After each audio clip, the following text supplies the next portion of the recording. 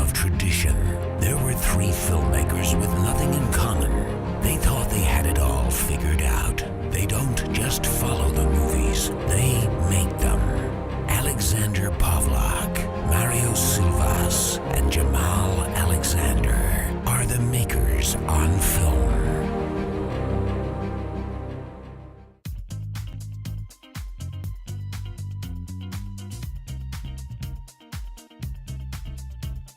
Hello, and thank you for joining us today on Makers on Film. I am your resident writer-director, Alexander. With me, as usual, is sound man Mario Silvas. Closing the window. And usually with us is our actor Jamal Alexander, but he's on assignment today, so hopefully he'll be back next week. Yeah. But so did you hear that TV Land, and this happened about a month ago, so it's not like breaking news, but TV Land pulled their the episodes that they were showing of Dukes of Hazzard. No. They pulled the entire series off of, which was pretty much a staple series on TV Land. They pulled it. Right. I mean, I grew up watching that stuff on TV Land. Yeah. It was like TV Land followed by Gilligan's Island and a couple of old school shows like that. Yeah. And you know why they pulled it off the air, don't you? I'm assuming it's because the whole, South will rise again thing coming up all over again. Yes, it's solely based on the fact that there was a rebel flag painted on the top of the General Lee. You've got to be fucking kidding. Which is interesting because I think the name of the car is actually more offensive than the flag. Yeah, exactly. But then again, if you don't really know history for the most part and you just hear General Lee, you're like, oh, okay, it was named after somebody. That's it. Most people just leave it at there. Yeah. But if you see something as symbolic as that flag, and that's what it basically is, it's a giant symbol of, cornbread and racism. Yeah. Then yeah, they're gonna go ahead and pull it from that. Well, the really funny thing to me is that, I've seen Dukes of Hazzard. I grew up watching that, first time around, and there is actually no racism in there. Surprisingly, since it is rural Georgia, it is, all white people. Yeah. There is no racism there. There's a little bit from the sheriff, but he's the sheriff. Yeah, but he's a sheriff, and he's supposed to be a little bit racist. Yeah. So like there's none of that there, but yet they have a TV show on TV Land called The Jeffersons. I don't know if you've ever seen that one. No, I haven't. With George Jefferson and Wheezy, and it's a spinoff. Oh, The Jeffersons. Yeah, I've seen it. Yeah, it's a spinoff of All in the Family. What's his face? Sherman got his own show, and if you ever watch this show, that show is full of racism. Oh, it's nothing but. I mean, that's where the laughs come from that show. Yeah, and it's mostly George Jefferson calling people honky and making fun of white people. Yeah. But that show stays on TV Land, but yet they pull the Dukes of Hazzard. And again, all it really comes down to is popularity, because when you see something as big as the flag, mm-hmm. I mean, every American citizen, actually, every person living in America, not even just American citizen, knows the difference between the American flag and something that I don't want to say represents racism, but is coupled with racism, which is the rebel flag. Yeah. And honestly, I think it's a really cool looking flag personally. But at the same time, it's what the flag actually represents that really messes with people. And so them getting rid of something like that, yes, it's way overboard. But at the same time, with this whole being way too politically correct nowadays, and it's not even being way too politically, it's being politically correct, because anybody and everybody can and will sue. The smallest bit. There was this lady recently on Twitter. I want to say Twitter. This guy just said, oh, he's not a fan of being a part of her Twitter basis, or he's not even oh no, it was something to do with feminism. Honestly, I blocked it all out of my mind because it was the stupidest thing I've ever heard. But basically, he said, I don't agree with her. However, I respect her ability to say that.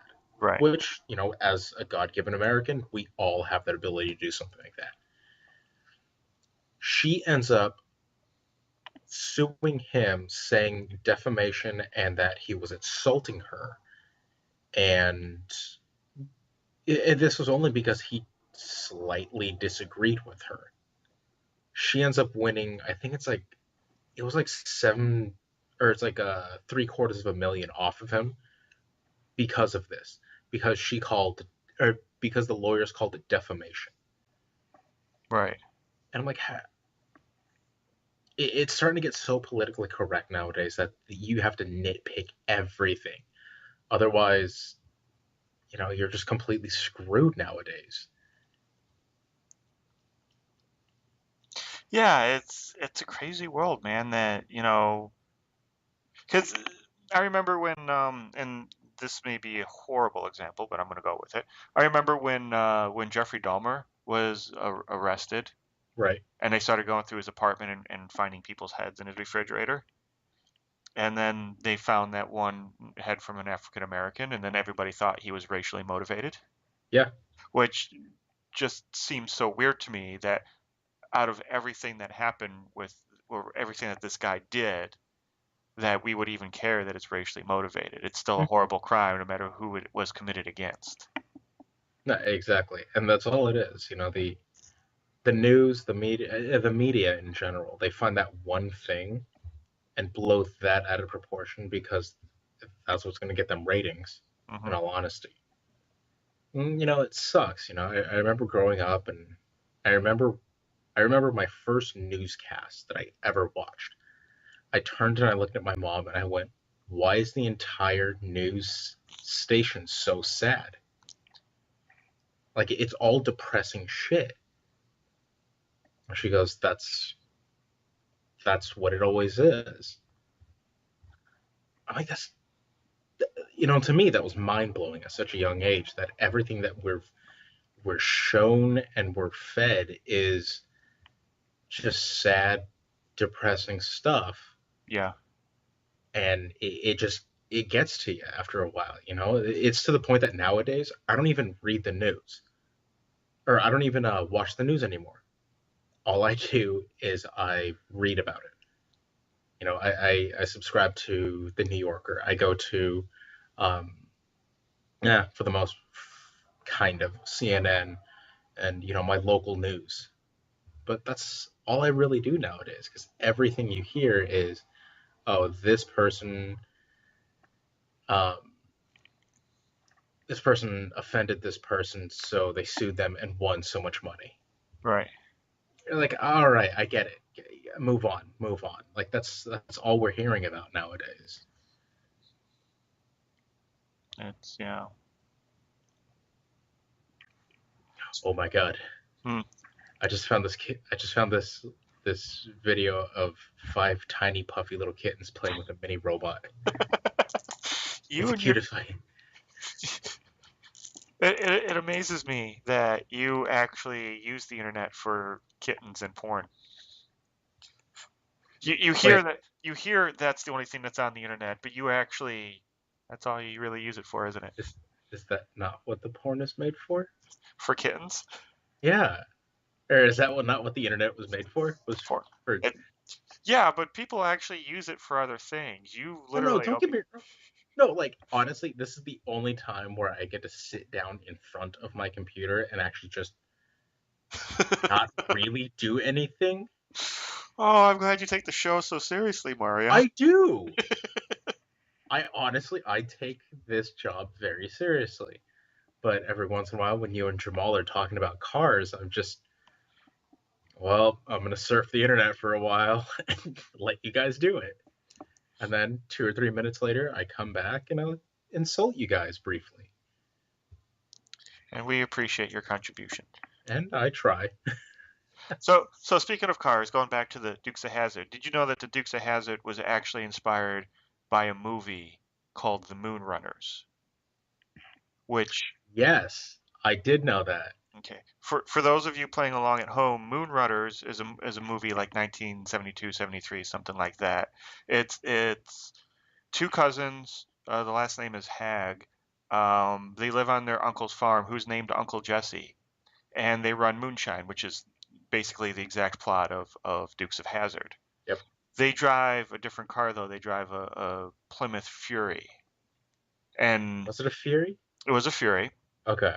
and the Fury was called Traveler, and it's a specific name, and it's spelled specifically with one L. And the reason why that is because Moonrunner was actually based on a real person, Jerry Rushing, who was a moonshiner he was born in 30, so like back in the 50s. Yeah. So he had a Chrysler 300 that was named Traveler, and Traveler was the name of General Lee's horse. That's funny. So the Dukes of Hazzard, oddly enough, is based on an actual person who lived back in the 50s who ran moonshine. Hmm. And the only real connection besides the name of the car being somewhat related to General Lee is the fact that they kept it with a Chrysler product. See, honestly, if they would have been so upset as to say it was because we don't like Chrysler, I would have been okay with that. Yeah. Still not a Chrysler fan, but they could have done that. Yeah. Oh, I did something. No, we're good. Okay. I thought I clocked. Sorry. No, I thought I was moving over to go get my drink and my finger dragged across my mouse and my other finger clicked, or I thought it clicked, and I thought I stopped the call. I was like, oh God, what do I do? You are so fat you have no control over your fingers. No. It's it's something I've just become aware of. I try to play that card with my penis, but nobody ever believes that I don't have any control over it. You don't. You really don't. It's kind of scary. It's a symbiotic relationship. Oh God. So anywho, Yes. Any news from you? um, God, not too much this week. Just I've been working my job, just keep trying to go at it, and it's starting to get to me. Really? Yeah. After what, 2 weeks of doing it? Yeah, just about 2 weeks. That's Well, it's the people giving me the calls, hmm they're doing their job very poorly. Mm.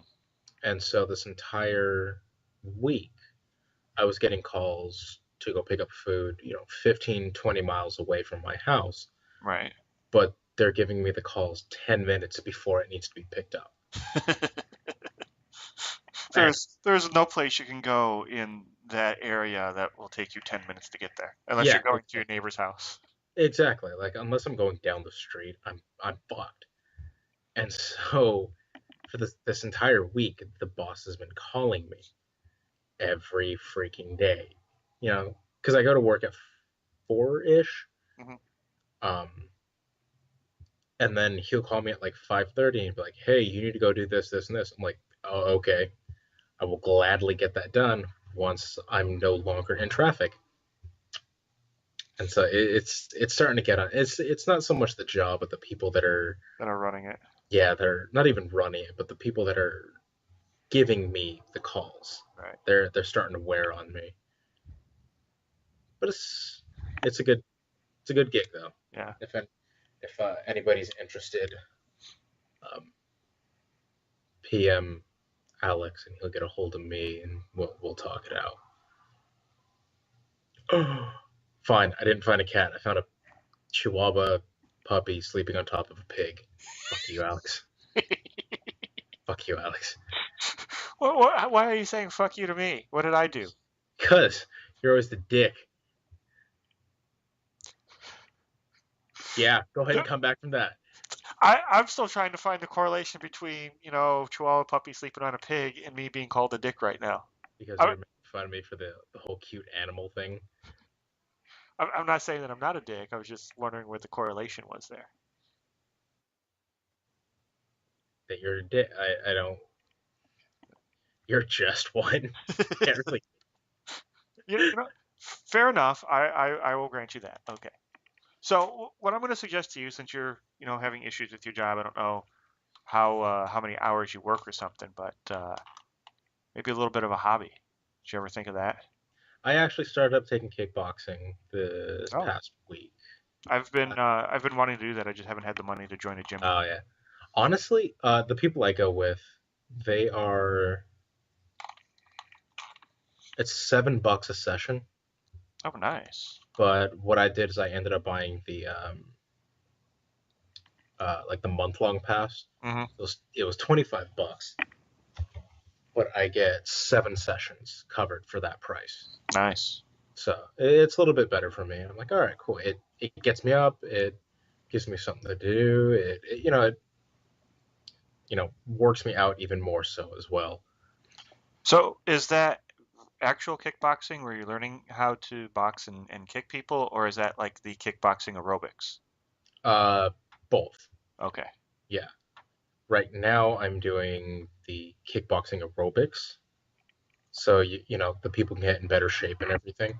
Yeah.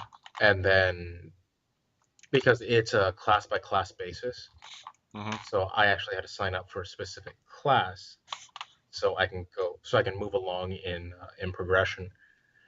And then once I do that, then he said in about 16 weeks, then we'll start getting into sparring and things like that. Oh, cool. Yeah. So I was like, Nice. oh, that's pretty cool. And then on top of that, I'm doing, I'm still knitting, I'm still weaving and all those things. Okay. My girl's going in for surgery. Yeah, that you were saying that she was in the emergency Yeah. room the other day. Yeah, her nose started bleeding like profusely. And so we had to go in and take care of it. She doesn't have like the cancer or something, does she? No, no, no. Okay. The membranes in her nose just burst open one day, Mm, and so we had to, her cousin ended up taking her in, and so I went with her. okay. But it was fine, nothing bad about it. That's good. Yeah. Well, I started doing I'm trying my hand at making props, and I'm not making them for anything specific. I'm just trying my hand at making some props. Right. So I have a bunch of stuff sitting in the office in the back, waiting for me to be able to afford to actually do something with them. But the other day I was over at the local thrift store, and I found a broken Nerf gun. Hmm. It's and I did some research on the gun itself, and apparently it's a pretty crappy gun to begin with, and nobody No. likes it. It's their Mega series. So I completely gutted it, took it apart, painted it, spray painted it. Um, I'm not really good with the spray paint, so there's some spots in there that's kind of iffy. But I'm thinking what I might want to do is get a couple more of these and maybe do some sort of science fiction kind of short with them. Oh, very cool. Yeah. I actually have one of the Nerf. It's like a double barrel shotgun, is what it looks like. All right. But it's like 2 rows of 4 or something like that. Hmm. Oh, wait. Here it is. It's actually in arm's reach. Yeah, it's 2 rows of 4, and it's like a sawed-off pump action is what Right. it looks like. I mean, it's one of my favorite Nerf guns. But let's see. Here's me racking around. That's actually a nice sound. Yeah, but I have that, and I have a little 6 shooter. Apparently, there is a huge demographic of people, of adult males, and I use adults in quotation marks, Mm, who buy, customize, and then have battles with Nerf guns. yes, there is actually a large. It's one of the largest um, Nerf gun battles. I don't know how else to put that here in California. So what you do is the buy-in is, well, for the one that I was going to go to, but the buy-in was $50 worth of Nerf darts, and they could be knockoff Nerf darts, Hmm. but they had to fit Nerf guns. They couldn't be the super fat ones. They couldn't be those like bomb-looking ones or anything. They had to fit the Nerf gun. So you had to bring $50 worth of ammunition. Yeah, Okay. and then there's this huge like 50-gallon drum, and then everybody one by one throws in their darts. And it eventually it fills up the 50-gallon drum. Hmm. And then what the officials do is they roll out the drum into the middle of the battlefield, and they tell everybody you have 60 seconds, and then you go in, and it's a no kill time at that point. Yeah. So you go in and you just load up, and there's some video of it on YouTube. And there's this one dude fucking made me laugh so hard. He has like, it looks like a pizza bag, like you know what the delivery drivers use, Yeah. like strapped to his hip, and he runs up there as fast as he can, opens this thing up, and just starts dumping darts in. He doesn't have a single gun on him, but he starts dumping these darts in, closes it, and fucking books. And he took a good like maybe third of the entire 50-gallon drum and Nice. just booked it. I'm like, dude, that's actually really smart. You know, he probably has a team and he's gonna go feed everybody their ammo and then they're gonna run protection from him. Like that's a really fun idea. That's a really cool idea. Nice. But yeah, there's that one here, and then there's one in the Midwest because I was doing some research on them. I was like, you know, that'd be really fun to do. It it sounds interesting. I mean, I would love to see something like that on YouTube or something. See what that's all about. I'm pretty sure you can check it out right now. Well, not right now, but I'll do it later. yeah. Oh, went too far in the internet. Nope, nope. I give up. Did you get to the end of the internet? No, I got to the disturbing part of the internet. I'm gonna stop interneting today. Did you 'Cause, see a man, Did you see a penis? no, it's the worst. Uh, it's like dogs, but they're like in human form. So it's like an anthropomorphic dog, Like a and they're furry? yeah, that's the phrase, furry, and they're like the tits are like as big as you ever see what's that show, Dog the Bounty Hunter? Yeah, His wife, you know the yeah, how she had yeah. those huge yeah, like the dog has boobs that big and like this really big like black girl ass, and they're dancing around a pole. So I'm gonna go and X out of that and go ahead and just stop doing that. Ugh, I won't ever do that again. I apologize. I apologize, viewers or listeners. All right. So today, what were we in for, Alex? Before we do that, Oh, I'm going through TMZ online, and they have a little video here of the hottest weather girls ever. oh God, And I haven't looked at the video yet, but there was a time in my life, and I don't know if I'm proud of this or not, but I'll just say it anyway. no. Um, I was living up in Michigan, just outside of Ann Arbor, and I was working for a cable internet service there, and we got free cable. So I'm watching. I get up early to go to work, and I flipping through the channels, and I go through. I land on Telemundo, the uh, the Hispanic network, and the Mexican people have very hot girls, hot women doing the news, but there was this weather girl who was just amazingly hot, and she had the huge breasts and a tiny little waist and a big butt. And I don't know if she actually was like a meteorologist or if she was just a cute girl that they, told what to say in front of the map. But I don't even know what she said because I don't speak Spanish. But every morning I got up a little early just so I could catch. Seriously. Yeah, like 20 minutes earlier than I needed to be just so I can catch the weather report on the Telemundo. And I don't think it had anything to do with the area of the world that I lived in, but I didn't care. I was gonna say you weren't living anywhere near the Southwest, were you? No, but you know, Mexican people in Michigan. Well, I mean, there's a lot of there's some Cubans up there. There's some Mexicans too. My best friend from high Well, school yeah, was Mexican, Mexicans are everywhere.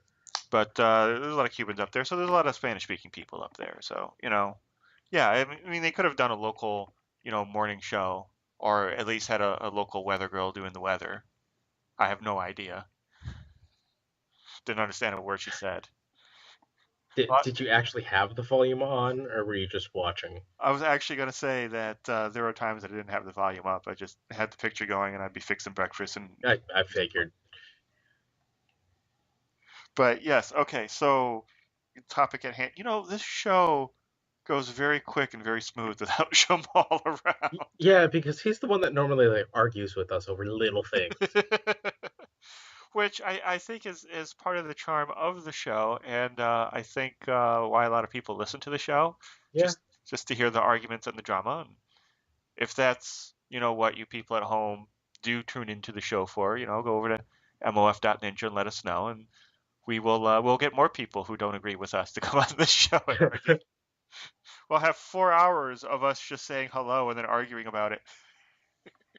we should just do. No, seriously, we need to plan out a time where, or we need to plan it for next time he's back. We need to fuck with him so goddamn badly.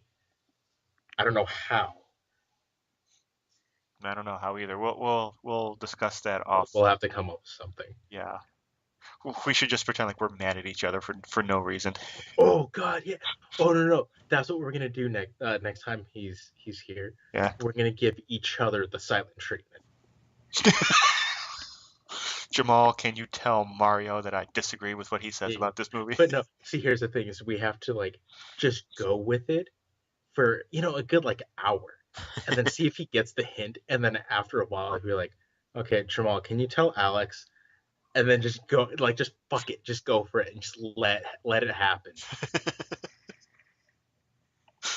He will be so confused. Oh God, it'll be great. It will be.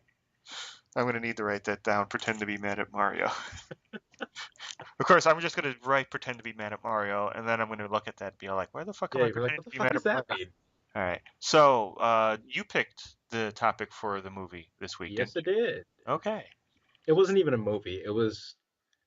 So what it really came down to is I was listening to this comedian Bill Burr, and he had a really funny lineup at this point in time, and he was talking about um, conspiracy theorist friend that we all have, and we all have a conspiracy theorist friend.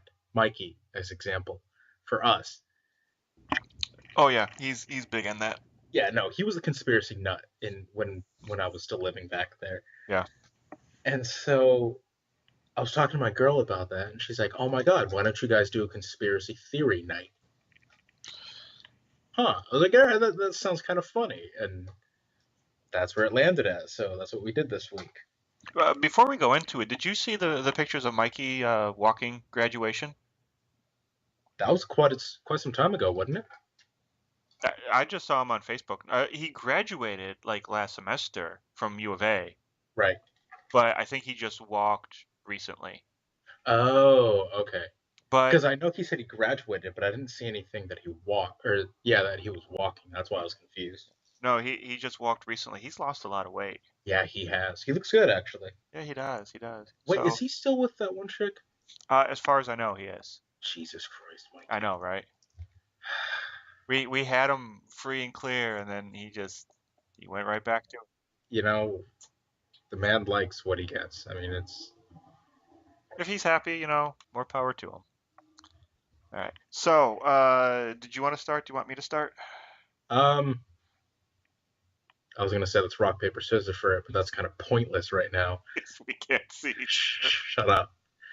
Hold on, we can do Skype video, can't we?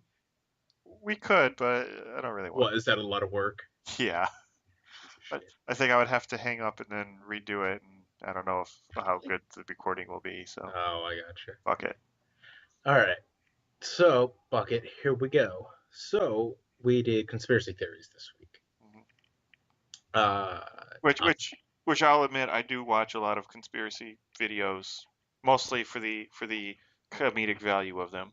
oh no, and they're great when you're drunk. Oh yeah. They're fucking hilarious. And YouTube is full of them.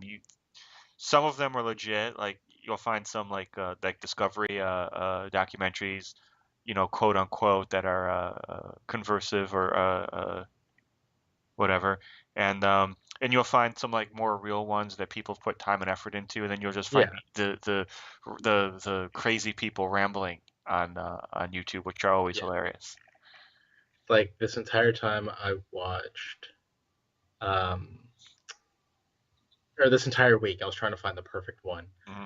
So I ended up watching the Loch Ness Monster. I ended up watching what's Bigfoot. Uh-huh. I ended up watching the Bigfoot one. And I ended up watching one that I've always really liked, and it was years and years and years ago. This guy created this engine that could run solely off of water.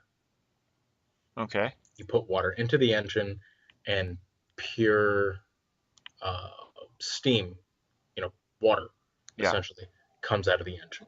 That's all it was. Hmm. And this dude was getting like 98% efficiency coming out of this thing. It's still on YouTube. I honestly don't remember what it was, but I remember watching this a while ago. And he was trying to patent it, and certain companies, let's say, of the oil type, is the easiest way of putting it, actually were stopping him from trying to do this. Yeah. And so for years and years, he was trying and nothing. They weren't allowing him.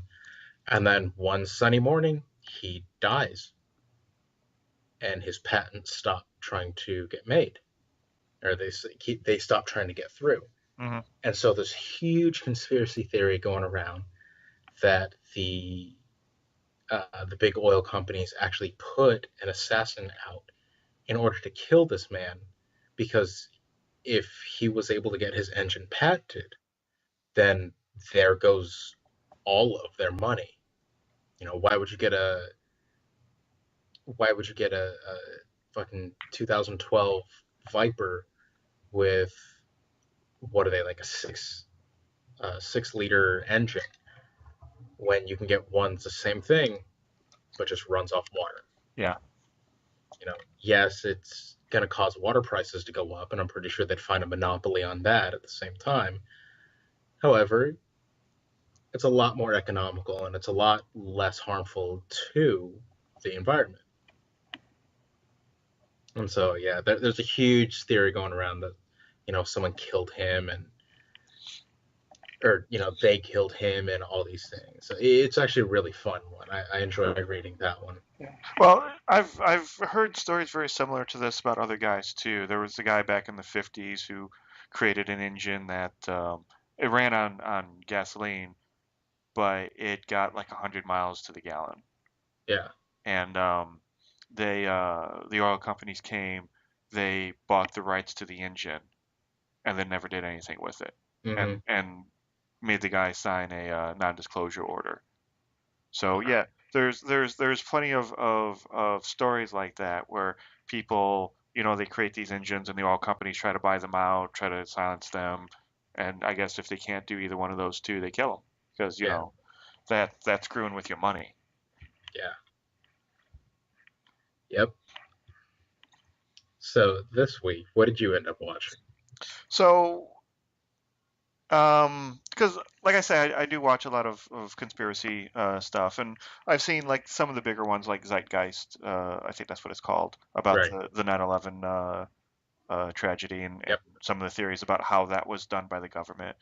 Um, I don't know if I believe that one or not because, I've seen other documentaries about buildings themselves well before 9/11 and well before stuff like that came out, about what the world would be like if humanity ever died off, and it would show like tens of years, hundreds of years, thousands of years into the future, and Yeah. what would happen to the civilization that we built.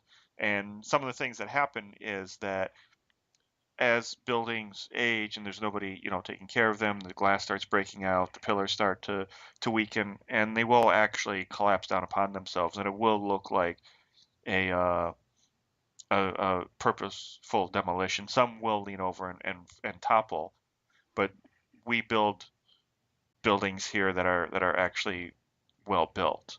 Yeah. I mean, because there's this one video on YouTube that you can watch where it's one of the Asias. I want to say it's like Thailand or something, where you actually see the building start to tip over and then fall into another building. Jesus. It's funny because when they first start showing the video, and it takes like 10 minutes for it to fall over, you kind of see down the street, and then you just see that one building kind of leaning over like he's trying to get better into the picture. Jesus. But yeah, the way we build our buildings, especially like the twin towers are actually designed to collapse like that. We're Right. designed to take a plane hit and stand and then collapse like that, Yeah. kind of like crumple zones in a car. So I'm not saying that there may not have been charges at the bottom of that, but it is possible that it could have fallen like that naturally. Yeah. But the movie that I went with, because we were flipping through YouTube and we saw the title, and I'm like, yeah, that's the one. Hold on a second. Oh, here it is. Nazi UFO Conspiracy. Jesus Christ, that sounds awesome.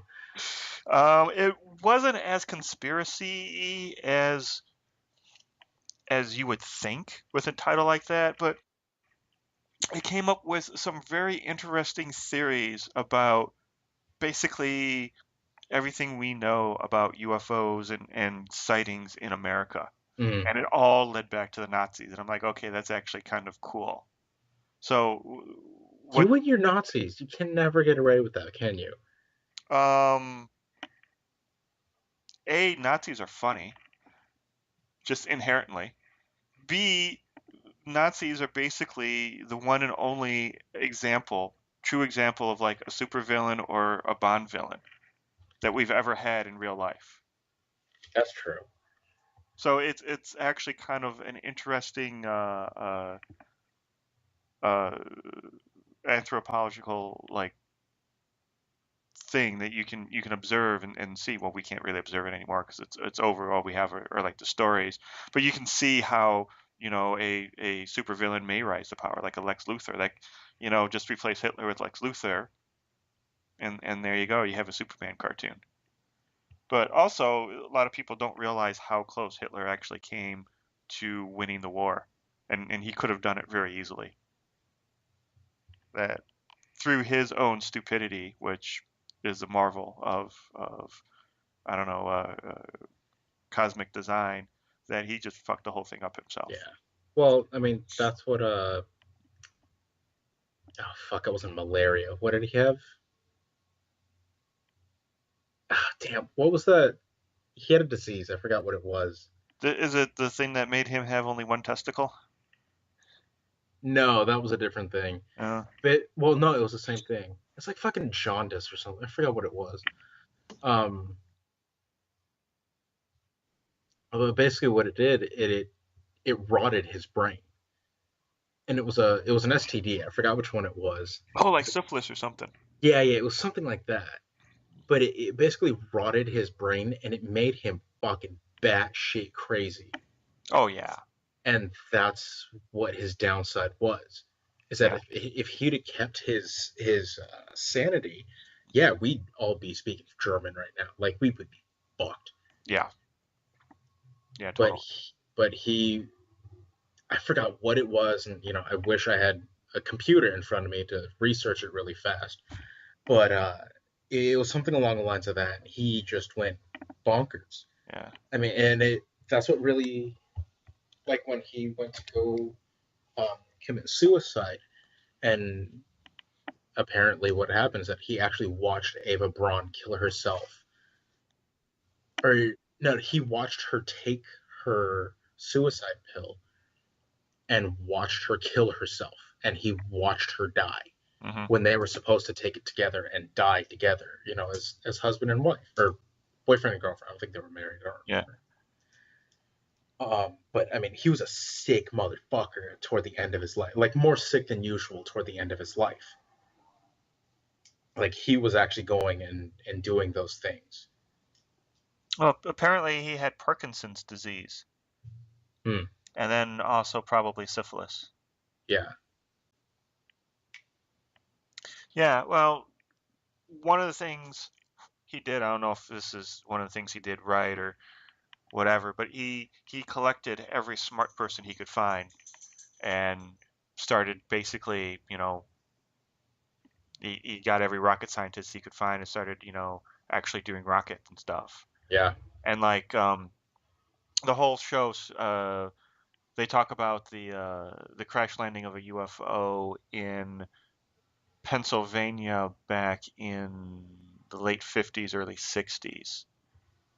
Um, and everybody says that it was like this acorn shaped object that crashed in the woods. And then they go back to Germany where Adolf Hitler was working, or his scientists were working on on basically a hovercraft that was bell shaped, and they called it the Bell. Hmm. And they believe that either that actual craft somehow made its way to America one way or another, or America just grabbed the scientists, and then the scientists recreated the Bell, and then the test flight crash landed in the woods. And then the next theory is that you know how we have like the B-2 bomber and the stealth bomber, Right. which are basically flying wings. Yeah. Yeah, the Hitler started that. He had a flying wing Yes. and a Yep. bomber, and they're saying that those scientists came to America and then started, working on those projects, and we have those bombers because Adolf Hitler was trying to do those bombers, and that during those manufacturing is that that's where all the UFO sightings were the SR-71 Blackbird and the stealth bomber and the B-2 being tested over Groom Lake in Las Vegas. Yeah. Yeah. Honestly, I believe it. The way they presented it, it did sound very logical, especially when they talked about the the incident in Pittsburgh. Yeah. Yeah, because uh, what they showed as the craft that had crashed, and I don't know where they got pictures of it or if it was an artist rendering, and the craft that was the actual Nazi craft looked exactly alike, except for like the color. The color was different, Hmm. but but yeah, they looked exactly alike. So you know, maybe we've been tinkering around with trying to do something like that and haven't quite got it perfected yet. But Yeah. yeah, apparently there's an Air Force base in Ohio. Oh God, what the hell is it? It's got two names to it. Um, like Lockheed Martin, but it's not that. That's supposed to be like basically the second Area 52, where Oh, I got you. Yeah. they do a lot of experimental aircrafts and test flights there. Um, give me a second, I'll look that up. Wright-Patterson, that's what it's called. Oh, okay. Yeah.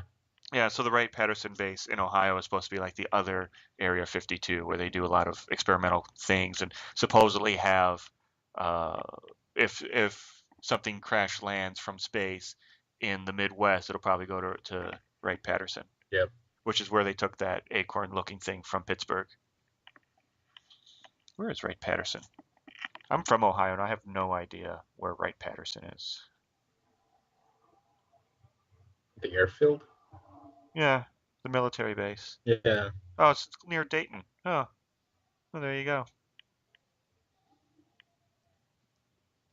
Well, if there's any UFO conspiracy theorists out there who want to go to the Midwest or are in the Midwest, go hang out at outside of Wright-Patterson with your binoculars. Yeah. See what happens, and Uh, then And then go over to mof.ninja and let us know what you saw.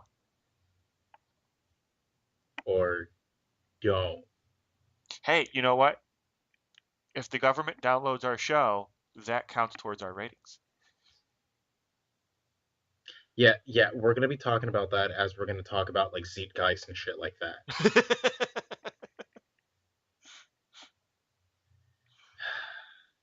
All right, It fuck it, let's was do it. it was your idea to do conspiracy theories this week. Yeah, I know. Okay, so what good conspiracy theories did you uncover? Let's see. I actually watched Zeitgeist, which is funny that it made me laugh that you immediately said that was your first one. Yeah. Um, it was the first conspiracy theory that it was the first conspiracy movie that I ever watched. It was what, 07, 08 Hmm. was the first time I saw it. And living in the generation I did, I lived through 9/11, and my entire life I've been looking for answers. Not like I've been actively looking for answers, but I've been trying to figure out, what the fuck happened. Because at the same time, I was on YouTube and everybody's saying, jet fuel doesn't melt steel, and um, a whole bunch of little things like that. They're just going on and on and on and on. So I did some research on the temperature that steel beams need to be melted at, and how hot jet fuels burn, and what actually burns hot enough for that, and all these things. And eventually I found out that there was this thing called thermite. I'm not too sure if you know what that is. I do, but go ahead and explain it for Okay. those at home who might not. Thermite is it's a combination of essentially, and I'm not if I remember correctly. Um, yeah, something like that. But is the main component in it. You know, kind of thing. Hmm. But what you do is you set that on fire, and it burns at like fucking crazy hot, which uh, I forget how hot thermite burns. It's like Hot. lava hot. Yeah. Yeah, I mean it can burn through just about anything Yeah. kind of heat. And so they're saying that there were trace amounts of 4,000 degrees. That's how hot it burns. Okay. And they're saying it is hot enough to actually burn through steel girders. And Oh yeah, it'll melt an engine block in a minute. yeah, no, I mean, you can. And the scary part is, once you set off thermite, there is no way to turn off thermite. No, there's not. You just have to let it burn. Um, it's ferric oxide. That's what, which is, Yeah. um, But the best part about that too is that if you're not careful, just friction can set it off. yeah, no, this stuff is, Highly volatile. yeah, it's volatile, and it's incredibly dangerous. I mean, you only need it for certain cases, and being pyrotechnics and stuff like that. But it's very specific that you would ever need to use thermite. And there's this goes along with their trace amounts that were supposedly found at the um, the Twin Towers site, and just little things like that were just building up. And that if you watch the original footage over again, that you can see small explosions going off in the building, and you can see like windows blowing out. But honestly, I chalked it up to the design of the building, because it was, as Alex was saying, it was meant to, take a plane in the face and fall straight down, exactly how it did, level by level by level, because it's the middle of fucking New York. Yeah. If this thing toppled, I mean, It'd be a domino effect. it would be, and more people than it should have would have died just outright. So there's that going around. There was I saw a YouTube video not too long ago uh, about it was a pilot, a guy who had like 30 years of commercial flight under his belt, retired commercial airliner pilot, who was talking about 9/11 and the planes and everything. And he was saying that people who were trained on Cessnas and small single-engine planes could not have done the maneuvers in the sky that they had to do to ram those planes into the buildings. Mm.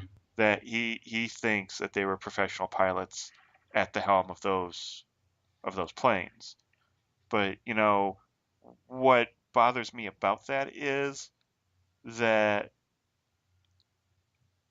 maybe those guys who did it, the terrorists, quote unquote terrorists, whoever they were, maybe they had a professional pilot come in and do that. But if he's suggesting that it was an American pilot and this was a government conspiracy, my question is, where do you find the guy crazy and suicidal enough, Yeah. and then find three other of his friends to go and do that? Yeah. So, it's all well and good to say that, nobody could have done that except for an expert. But then again, a guy who has just enough knowledge to keep the plane in the air, who's suicidal and has a mission, he probably has enough motivation to get it done. Exactly. He had one job. That was to take the plane from point A to Tower B. That was it. Or Tower A, whatever. Yeah, and he did that. Yeah. And they did it successfully. Hmm. I hate to say it, but I mean, it happened. Yeah. See, the one that bothers me more than anything they say about the Twin Towers is the stuff they say about the Pentagon, Oh, yeah. where they have a hole that doesn't look like it was made by a plane, and also there's no plane. Yep. And you see the footage when it happened live. You see the footage, and you don't think of that. You just see the hole and you see the devastation. You think, oh my God. And then later on, somebody points out that there's no plane, and you're like, yeah, how did that happen? Mm-hmm. Well, what they were saying was it was debris from the third flight or the third plane Did that they did they shoot as it it was down going then? down. Huh?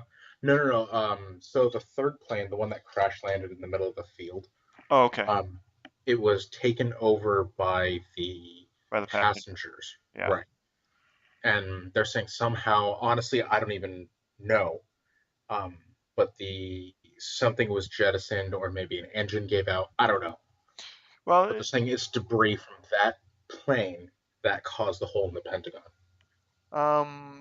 they were putting that plane under some stress. They at one point had it upside down, so who knows? But it seems to me that if something fell off in Washington D.C., it may not have made it to a field in Pittsburgh. Yeah.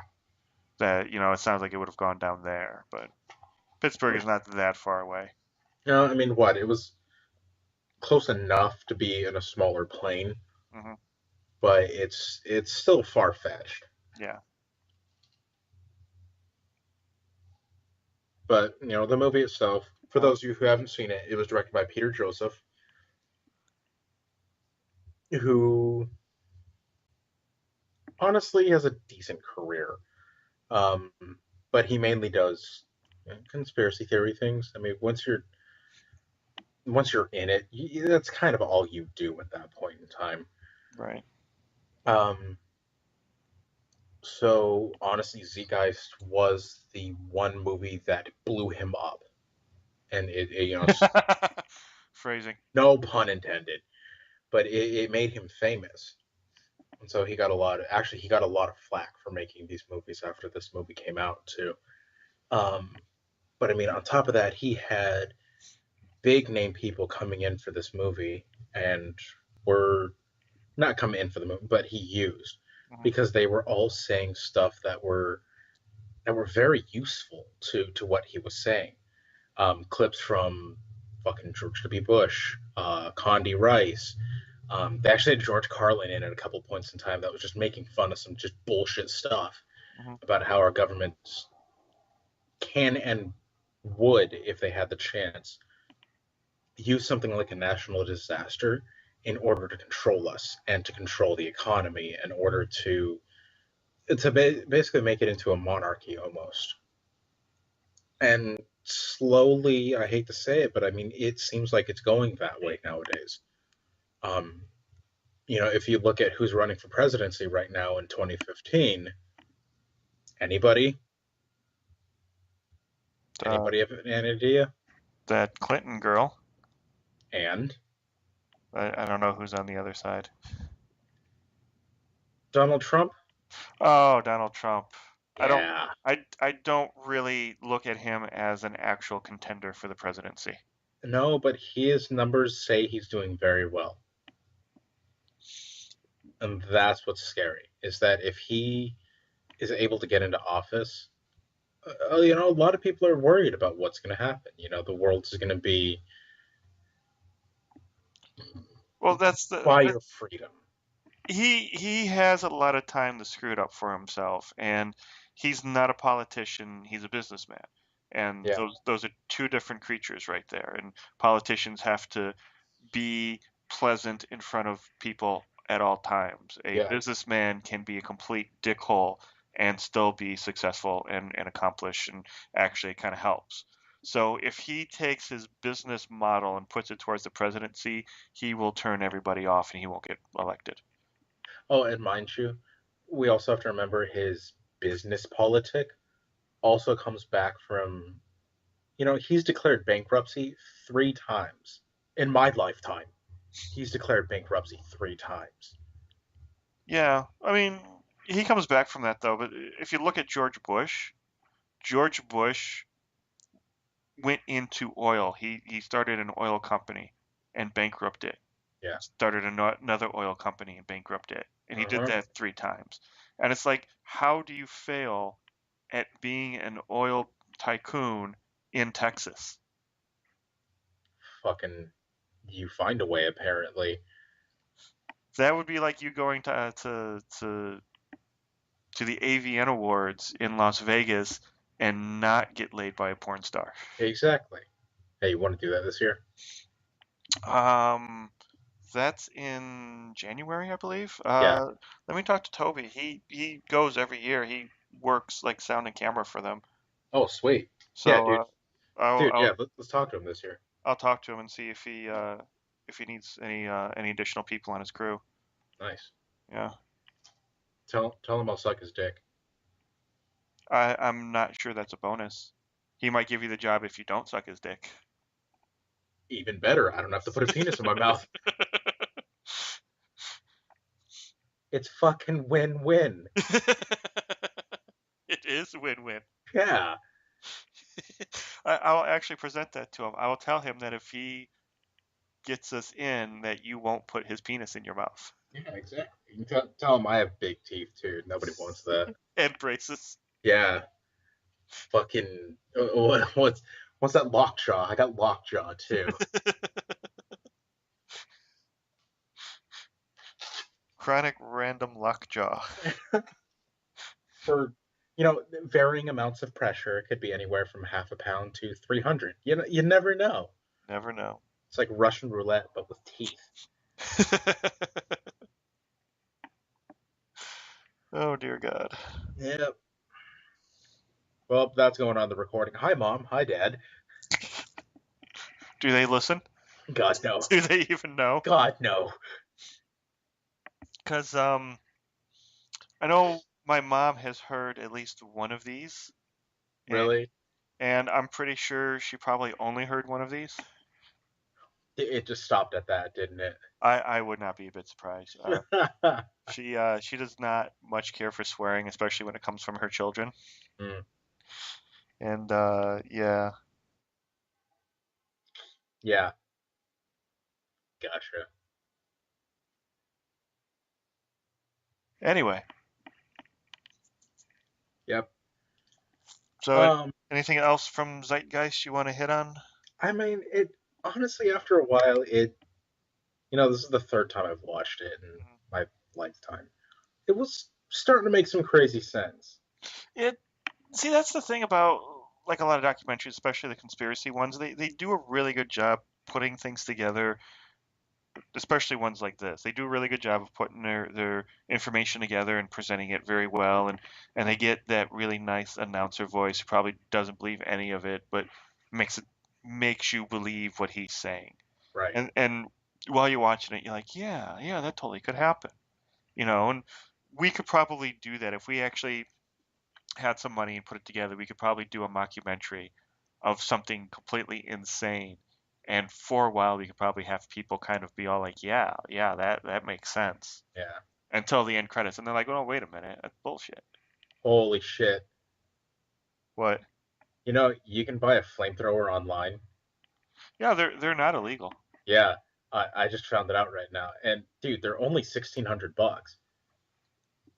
Yeah, the device itself is cheap and easy to get. It's the fuel for it. Because you can't just throw gasoline into it. It well, it doesn't need to be napalm, but it helps. Yeah.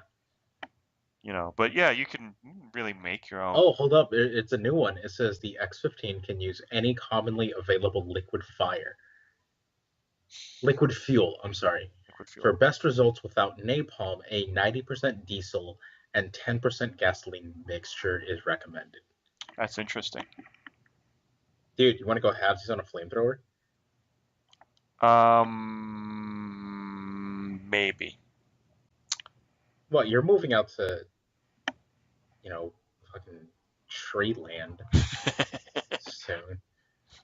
Maybe not. We still haven't fully decided, but Oh, I got you. uh, I just I would totally buy a flamethrower, and I would be using that. If I stay here in Arizona, that's what I'd be using to landscape. Well, yeah. I mean, you're not a crazy person. But that's actually pretty interesting because if you know about diesel, it actually is harder to light on fire, but once you do, it actually burns hotter than regular gasoline. Yeah. So the gasoline's got to be pretty much the initial combustible. Yeah. The gas is the initial, or is the spark, and the diesel is just the flame. Yeah, basically. Yeah. That's actually pretty cool that works. Yeah. Because that's the thing about airplane fuel, that it's even harder to light on fire than diesel, but it burns even hotter than diesel. Ah, you've got a point. Uh, Yes. Going back to the whole Zeitgeist thing. Mm-hmm. So yeah, I mean, and as far as like they say about it's so hot for steel to melt. Are they talking about like an actual pool of molten steel, or are they just talking about it being malleable enough to bend and They're saying it, according to what was seen and what has been recorded, hmm that it cut through the steel girders, through the blocks, like basically like a hot knife through butter, Okay. is what they're saying. So there was like a definitive line Okay. that it cut, Okay. which I highly doubt would happen. Well, I mean, you crash a plane into a building, there's going to be some severing of girders. Oh, definitely. And it's honestly, it's going to happen, and it's meant to happen. Those hmm things are load bearing up until a point. Yeah. Well, that's why you have a bunch of them. They're like a bed of nails. You can lay on one nail and it'll go right through you because all your pressure's on one nail. Mm-hmm. All your body weight's on one nail. But if you lay on a bed of nails, that gets spread over, whatever the surface area is. Yeah, So, it's not holding as much weight. So a girder could probably hold, like tens of thousands of pounds, but you put three of them next to each other, it doesn't have to do as much work. You take those two away, now all of a sudden this one's holding up everything. Yeah, how long until that gives way? yeah, yep. That's exactly it is. Yeah. But I have this piece of plastic for my job driving Arizona in August 1st. As of August 1st, Arizona has this new ordinance or law, whatever it is, that you have to have that if you drive for any kind of taxi service or car service, you have to have some sort of identification mark on your car. And the nice thing about where I work, what I work for, um, you don't, it's an unmarked car. So you're not driving around in a taxi, it's more like a car service. Right. But we have to have some sort of marking. So they gave us a sticker to put in the window. And I don't want a sticker in my window full time because, you know, there's still some bad blood between and Taxi. So I don't want anybody to just be all like, oh, look, car, and then smash my window or whatever. Mm-hmm. So I put it on this little piece of plastic, and I just so happen to have a piece of plastic that suits my needs perfectly because our neighbor bought Rachel bought a GoPro, and it was hooked up Oh, cool. to a little piece of plastic. So I use that and I put that in the window. Well, it gets so hot here in my car in Arizona that the plastic becomes malleable. And I put it up in my visor, and just the corner of it was sticking out. And then when I pulled it out to use it the next day, the corner was bent around. No fucking way. Yes. And it won't, it's not hot enough to turn the piece of plastic into a puddle, but it's hot enough that you can, you know, that you can shape it. Right. And it'll also burn your hand too. I found that out the hard way. Found that one out, didn't you? Yep. So a lot of times I leave it in the car, but I'll leave it on the dashboard so it's nice and flat, Mm. you know, until I start working, or I'll bring it in with me at night. But yeah, I can't just leave it in the car someplace because it won't be useful the next day. Funny. Oh, my one advice for driving around in Arizona, Mhm. um, get gloves. Driving gloves. Mm-hmm. Okay. That's what I did when I was driving around. I bought a pair of. I wanted to get a good pair of gloves anyway. Mhm. Um, but I got deerskin gloves, Mm. and they were either in my bag, or what I would do is I throw them in my. I had this little pocket, or it's like a little cutout in my dash, Mhm. and I would just shove it in there right before I left my car. Wait. And it's Was it a glove box? oh, jackass. Because that's where you could have put your gloves, you know. You know that makes sense, but dick. But no, so what I did is I just shoved it inside that little thing. So during the summer, I just pop them out, throw them on really quick, and then boom, don't Yeah. burn my hands anymore. No, that's actually a good thought. I don't want to be so douchey as to be driving around with gloves on, but maybe I'll get oven mitts. Yeah, but then you're just gonna look like a dumb son of a bitch. I'll just talk like I'm a bit slow, and people will be like, "Oh, it's nice to give people like you a job and hand me money. Thank you, pretty lady. I'm a man. Thank you, pretty lady." Yeah, actually, you should. That'd be really fucking funny. It would probably increase my tips. It probably, sadly enough, yeah. But there's actually gloves you can get on off of eBay Mm. that I've seen. They're relatively inexpensive for leather gloves, but they're Kevlar lined leather gloves, and Oh, and they're for police for when you frisk a suspect. yeah. That if he has like needles in him, you won't puncture your fingers and get whatever disease he may have. You know, things still go through Kevlar. But they're puncture resistant, and they're specifically designed not to be punctured by like needles and stuff.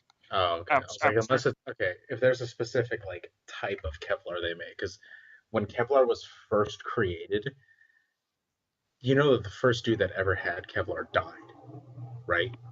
Was that the guy who actually shot himself to show to the police that it works? No. That guy shot himself in the dick. He missed himself entirely. No.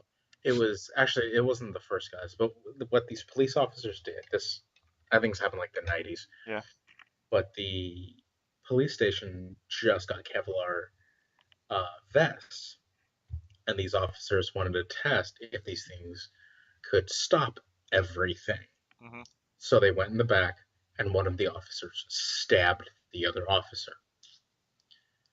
So for people out there that don't know, Kevlar is designed to take high impact, high velocity impact. Right. So what it does is when a bullet hits the Kevlar, it disperses it.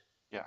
And because the material is so strong, it actually holds back the bullet on top of, the other platings that they have as well.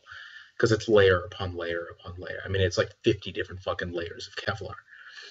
And so once it initially hits that, what it does is it's so initially strong that what it does when it hits it, it'll actually disperse the energy.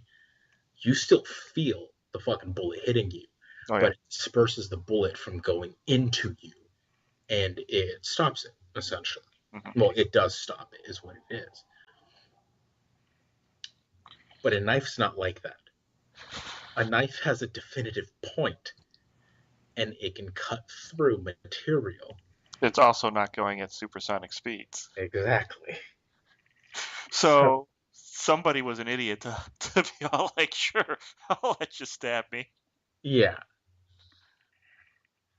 So these two officers stabbed one another. So don't go stabbing people, Alex. See, that's why officers have switched over to just, delivering savage beatings. It's true. And just shooting before anything else happens. Yeah, because, knives, they're dangerous. Uh-huh. Yeah. I'm gonna as we were saying this, I was playing with my butterfly knife.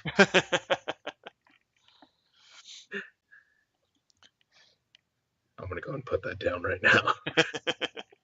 I have one somewhere. I don't know what happened to it. I lost it. But yeah, I was playing with a butterfly knife when I was writing my Western, and then I was like, oh, one of my characters should have a butterfly knife. And then I had me, being the obsessive compulsive I am, had to research the origins of the butterfly knife to see if somebody in like the 1880s would actually be able to have one. Yeah. And I actually found 3 different origin stories, and 2 of them corroborated that somebody in the 1800s would have a butterfly knife. So you know, best 2 out of 3. So I Well, put it in there.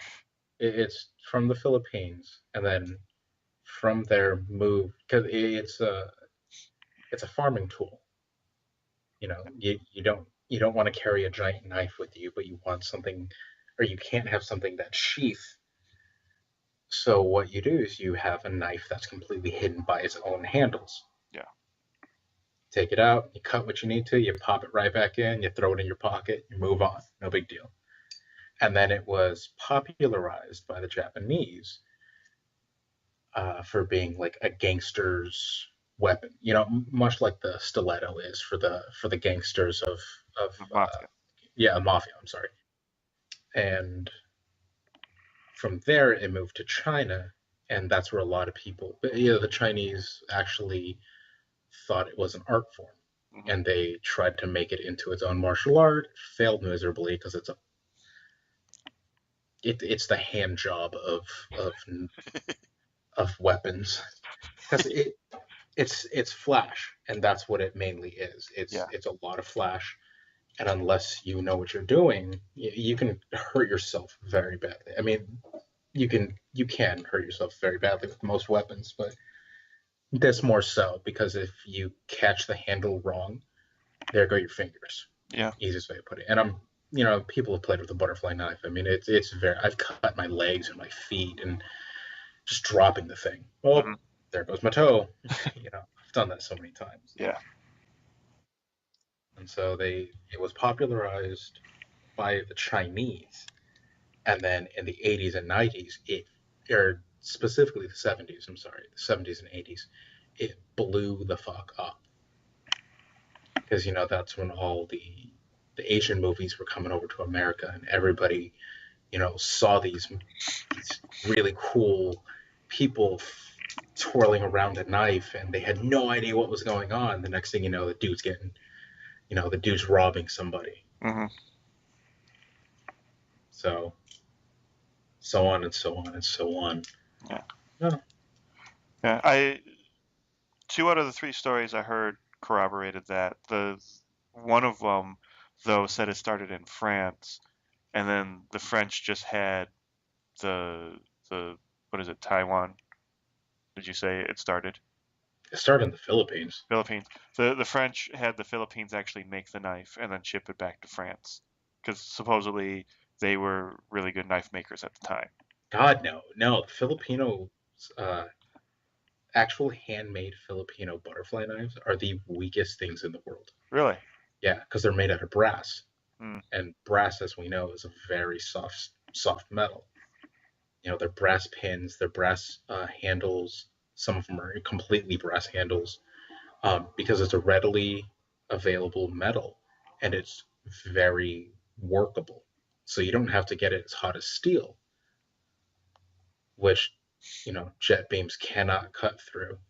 Um, I guess that's why we don't make a lot of buildings out of brass. yeah, exactly. Maybe in France they do because they haven't learned their lesson. But what they do is they make it out of brass because it's, again, very readily available, and it's also very easy to work with. And then the steel that they use is just scrap steel. Hmm. Oh, look, the car broke down. All right, let's take one of the shocks out of it. We'll you know forge that into a blade, use that, and then slap it together. Boom. All right, you got a working knife. Go to work. Like, these things, they work. Don't get me wrong, but they're Yeah. very weak considering compared to modern day butterfly knives. Right. I mean, the one that I have, like that I'm holding in my hands right now, is stainless steel handles, stainless steel spacers, stainless steel washers. I wish it was brass washers, but and the blade steel in it is surgical blade steel. Oh, nice.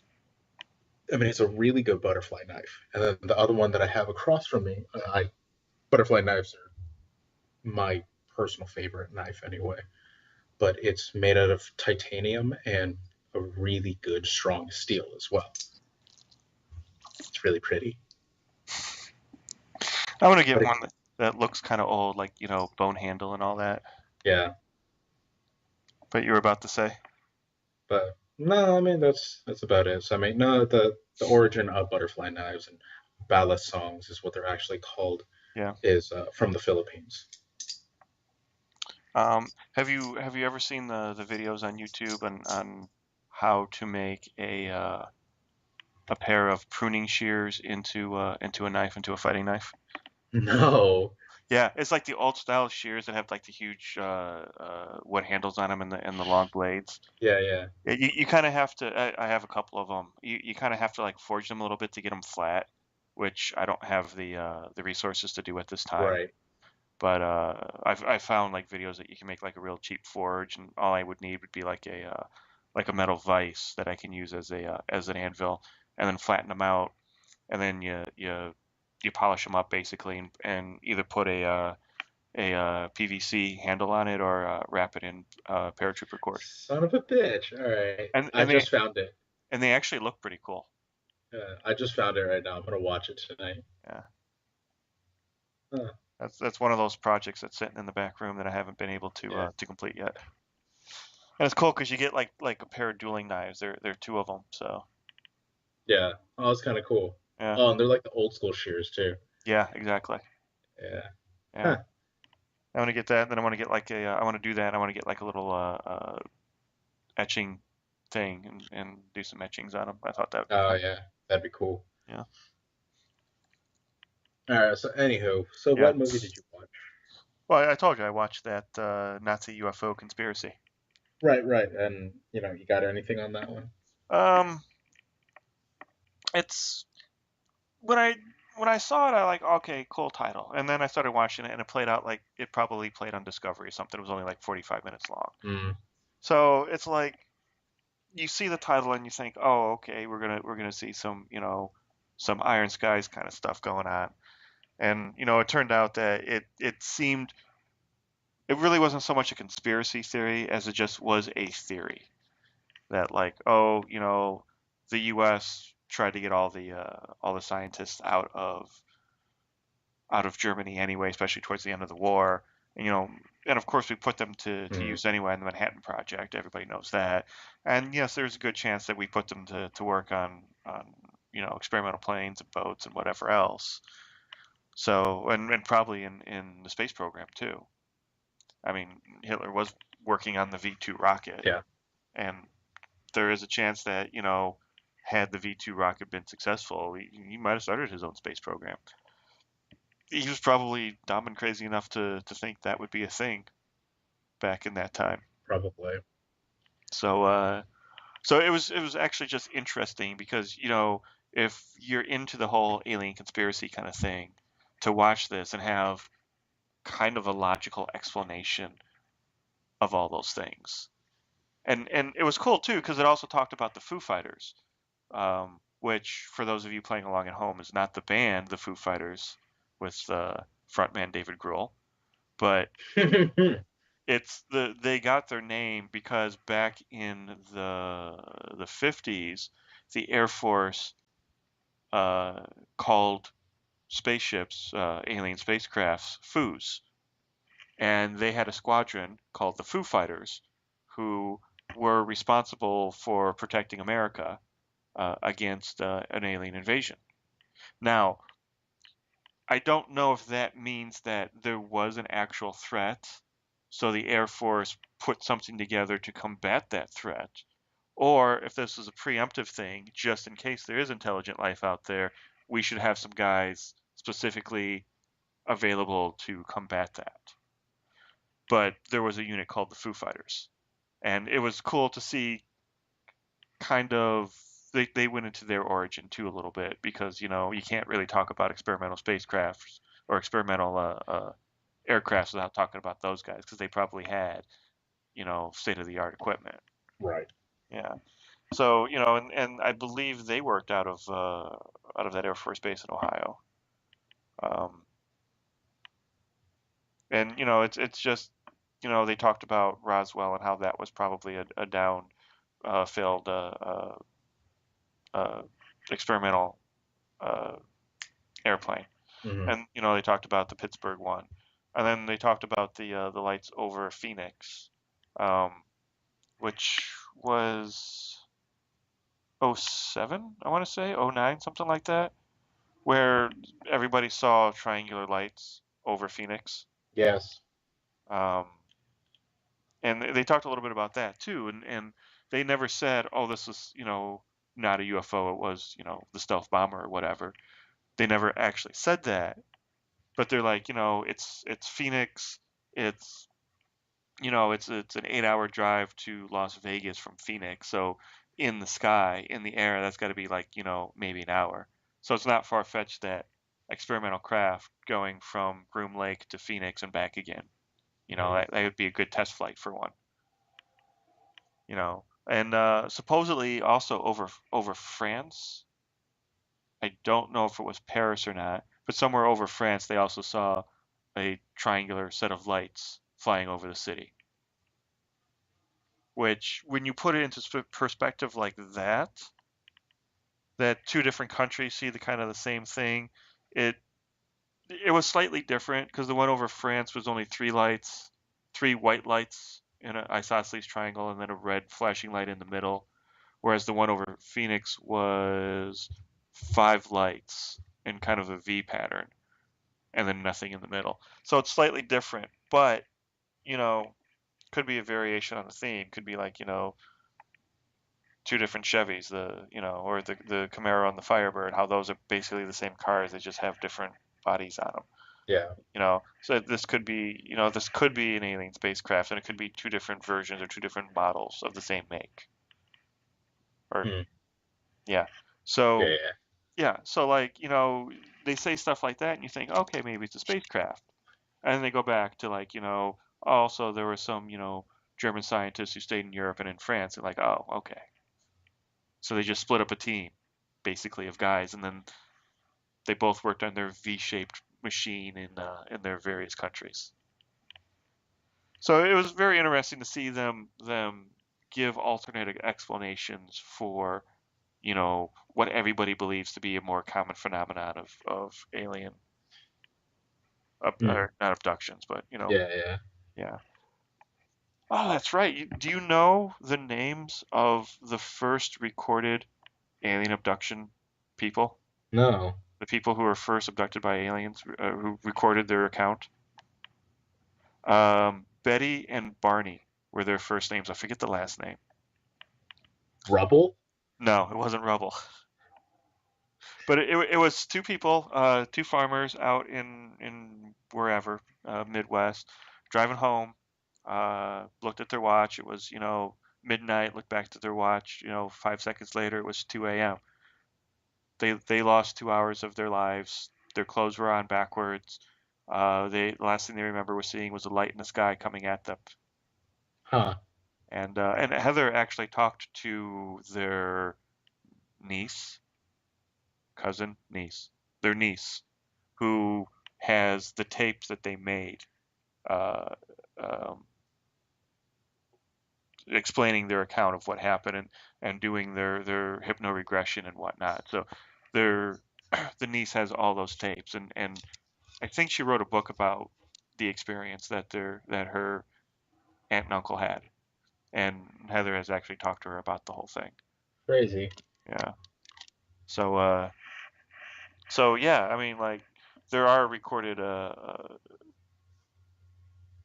sightings and recorded events. Close encounters of the first, second, third, fourth, and now fifth kind. People are saying they're trying to classify a new one of the fifth kind. The fifth kind. Yeah, the first kind is you see it. The second kind is you run across like an artifact, like alien technology or whatever. Third kind is, um, you get visited by somebody like in the movie. They Mm. come down and they talk to you and then they leave. The fourth kind is they scoop you up into their ship.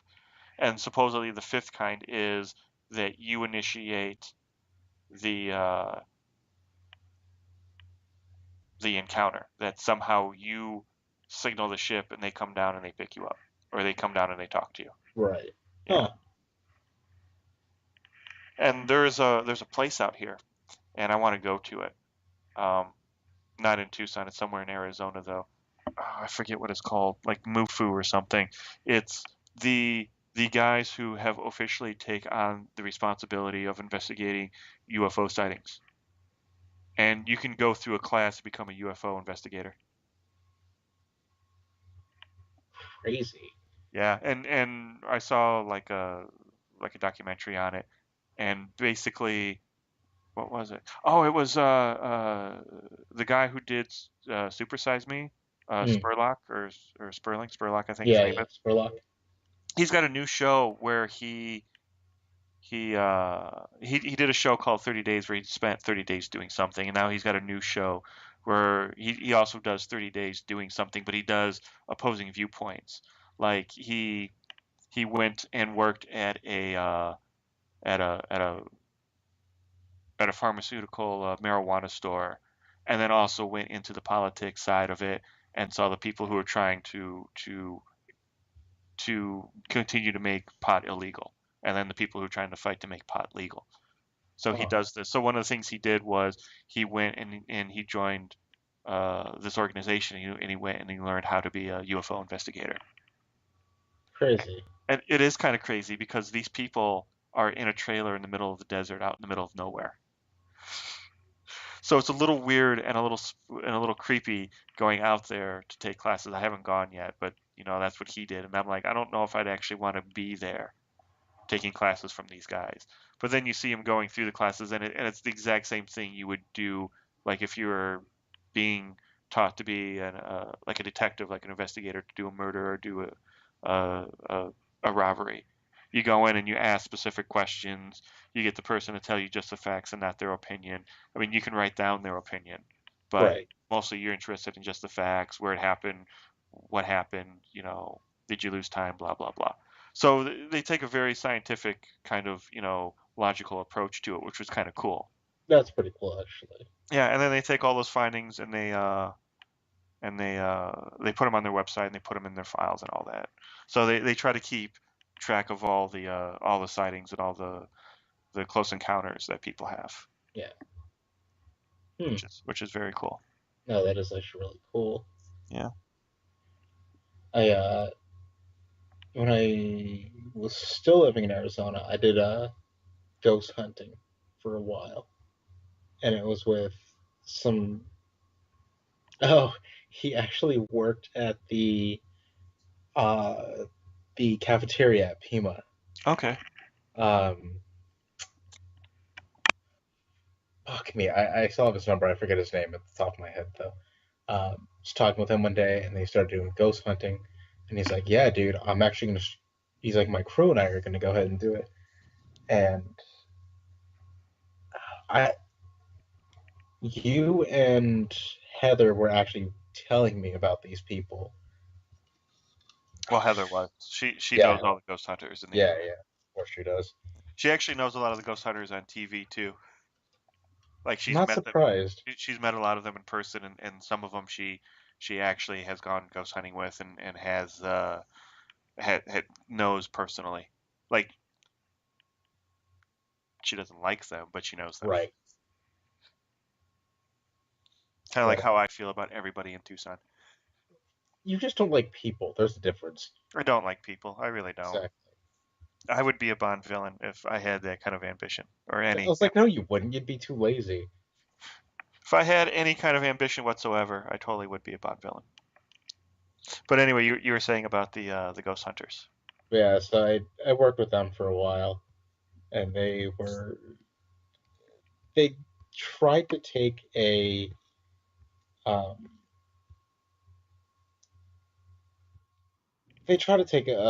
an approach to it like like a scientist would. Hmm. Couldn't do it, and it's not the fact that they couldn't. It's just that they didn't know how to do it properly. And I think that it's because they didn't have anyone to base their stuff off of. Yeah, It was interesting to see them yeah. to Well, see them work. it's like there's a lot of ghost hunter shows out there now, Yeah, and a lot of people out there who believe themselves to be ghost hunters. But it's like I watch these shows, and some of them are just people who really want to see ghosts. And when you want to see ghosts that badly, you will see ghosts wherever you go. yep, It's like you need those guys in there that are skeptics yeah, who will be all like, you might freak them out at the time, but then they'll start, coming up with more logical things. Because hmm like there was this one show called Ghost Lab, and it was these four guys, and they all looked exactly alike. They were all fat, bald, with goatees, looked exactly like. They weren't brothers, they weren't cousins, but they looked exactly alike. And it was really weird because one of them was black, and he looked exactly like the other three. that's fucking funny. And they had a woman, and she was kind of cute. I kind of wanted to see, a fat, bald woman with a goatee on the No, of show. course. But everywhere they went, they swore up and down that they found ghosts. And their EVPs, I forget what the initials stand for, but it's when you ask questions and then you record the ambient noise and then you go back into the lab and Right. you crank up the volume and you try to see if there's anything there. And they always believe that they heard something. And a lot of times you will hear something and somebody will say, "Oh, this is what you're hearing," and the next time you hear it, you will hear that thing, like Right. like the end of Aqua Teen Hunger Force. The end theme song has a sample of Master Shake saying something, and for the longest time I didn't know what it was, but it sounded to me like he was saying the catfish are jumping, which is a phrase that's mostly used like kind of down south. It refers to the fact that they're biting, that you can go down there and you can catch a lot of fish at whatever fishing hole you go to. Makes sense. Yeah. So this is what I think he's saying. Logically, I know this is not what he's saying because why would he say that? But this is what it sounds like. And the ex-wife is like, that's not what he's saying. And I'm like, sure it is. And after a while, she's like, kind of sounds like that, but that doesn't make any sense. Well, eventually we watch the actual first episode of Aqua Teen Hunger Force, and he says dancing is forbidden. And Right. now since then, I hear dancing is forbidden. I no longer hear catfish are jumping. But it's like, sometimes somebody plants something into your mind, and you go with it. But on bring it back around to Ghost Lab, I never heard what they thought they heard in the EVPs. Like they say, "Oh, this is what it sounds like," and they would play it again, and they would even have the subtitles on there. And I'm like, "No, I don't hear it. You Yeah. guys so badly want to hear this." Yeah. Every once in a while, because I watch those shows. And every once in a while, I would be like, I guess I can kind of hear what they're hearing, But for the most part, all I hear is Yeah, just static. yeah.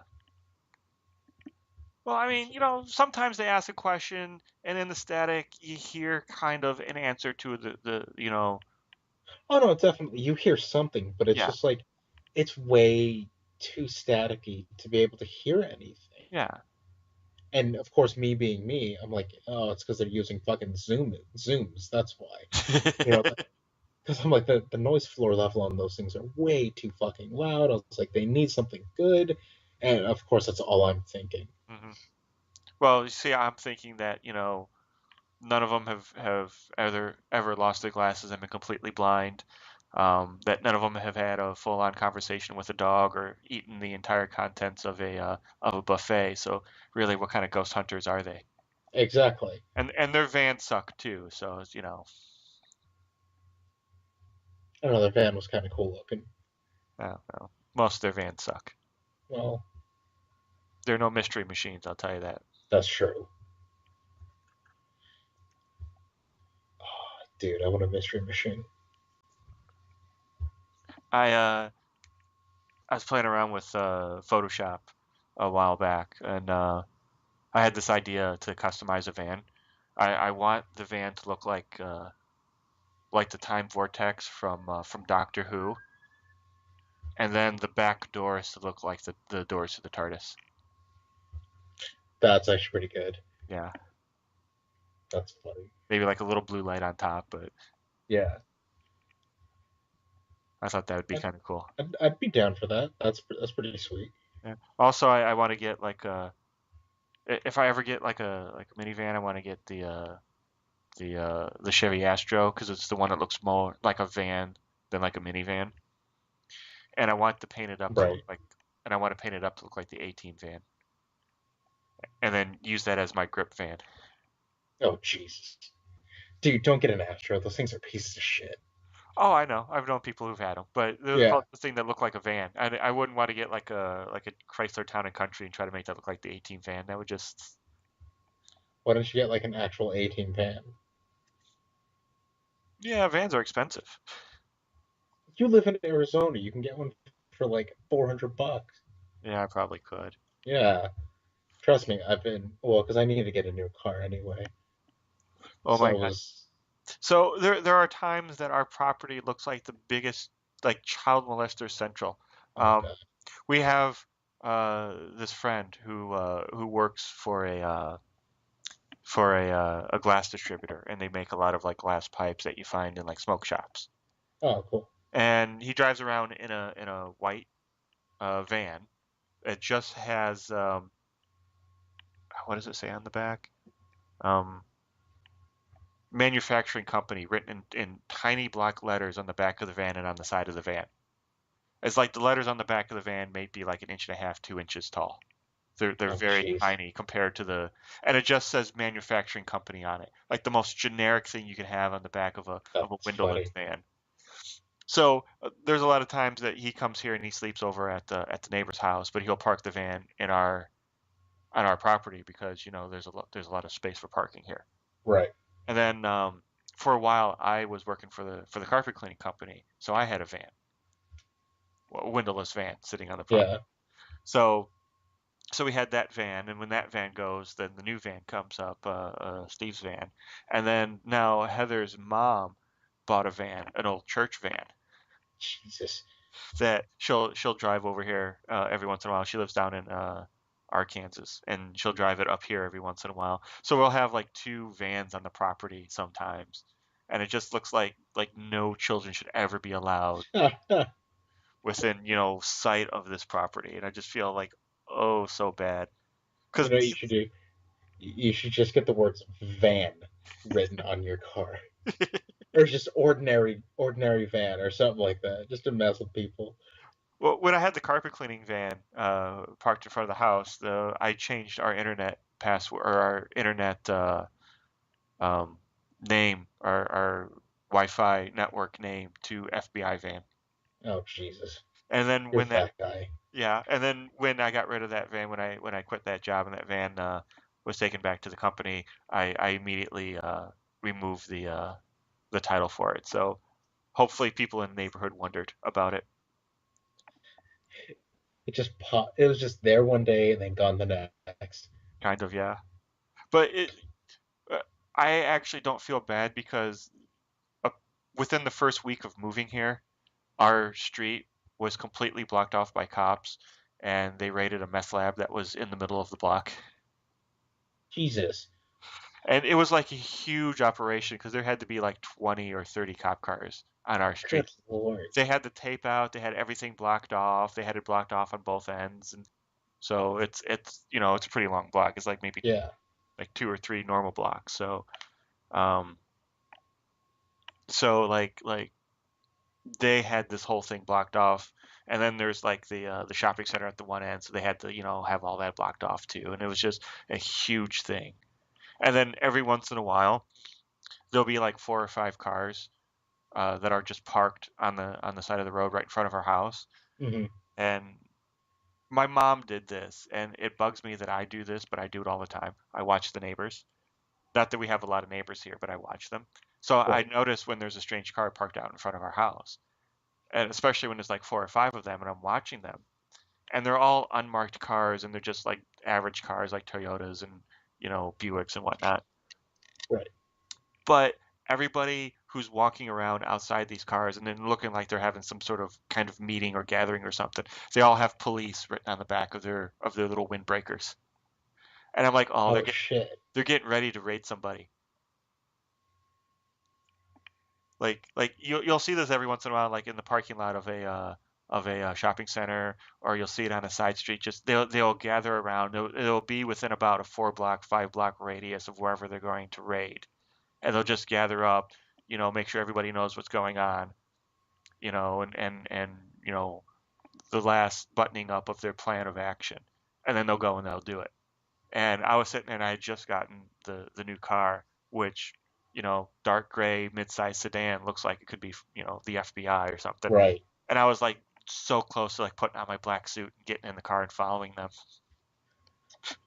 seeing if I could roll up and be all like, "Who's in charge here?" Oh God. Not anymore. And then you have to call up Heather. So little mishap today. Funny story. Um, I kind of got arrested. Yeah, come pick me up. Oh, there's no picking you up from that. That's a federal offense right there. If you get caught, it is. Just saying. Oh yeah, true. All right, so did you want to wrap this up? All right, sure. I don't even have to So do any editing. Yay, I can just play. yeah.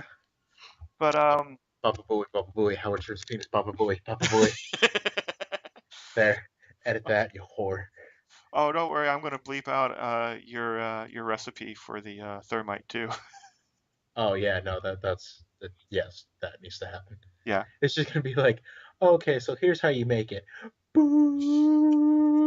Boo. And funny part is that you just boo. Yes, exactly. Yeah.